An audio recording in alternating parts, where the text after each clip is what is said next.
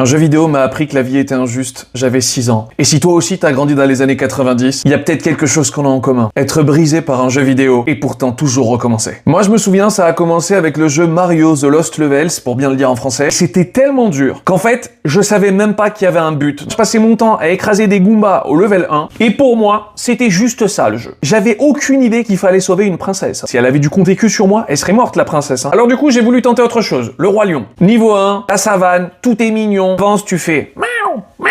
Niveau 2, il y a des singes qui t'attrapent et qui commencent à te balancer dans tous les sens. Tu te retrouves sur le dos d'une autruche, elle court, tu sais pas pourquoi. T'essayes d'esquiver, tu meurs, boum, retour au début, on t'a rien expliqué. Le plus loin où j'allais, mort de Mufasa. Tu courais poursuivi par tous les gnous là derrière toi qui finissaient par m'écraser. En fait, le message de ce jeu pour moi, c'était viens t'amuser jusqu'à la mort de ton père et si tu meurs, tu vas recommencer ça jusqu'à l'infini. J'ai eu des cauchemars beaucoup plus agréables que ce jeu. Même avec le recul, tu te dis, putain, je suis un enfant, j'ai le droit au bonheur quand même. Et là, Disney m'a regardé droit dans les yeux en me disant, bah non.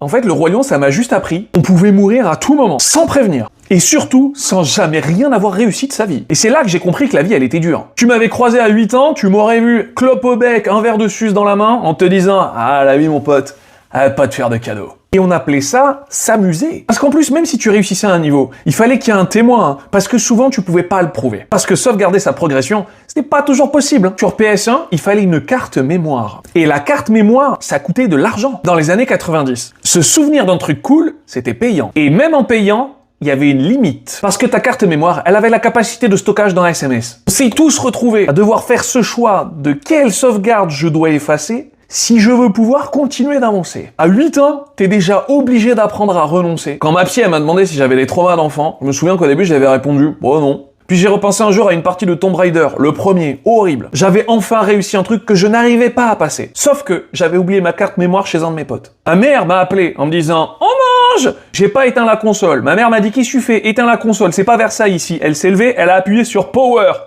J'ai pleuré instant. Et là, j'ai rappelé ma psy en disant, c'est bon, j'ai trouvé un trauma, hein. Je me suis aussi rappelé d'un bon souvenir. Le jour où j'ai réussi à choper Mewtwo. Ça vous paraît rien, mais Mewtwo, c'était une galère! Et puis, un jour, je l'ai eu. J'ai hurlé de joie. J'avais enfin le sentiment de terminer quelque chose de fou. Et là, dans ma tête, je me suis dit, tout est possible. Quand on s'accroche assez longtemps et qu'on lâche pas, tout est possible. Bref, tout ça pour dire, essayons de pas lâcher nos objectifs. On finira par y arriver. Allez, aimons-nous les uns les autres!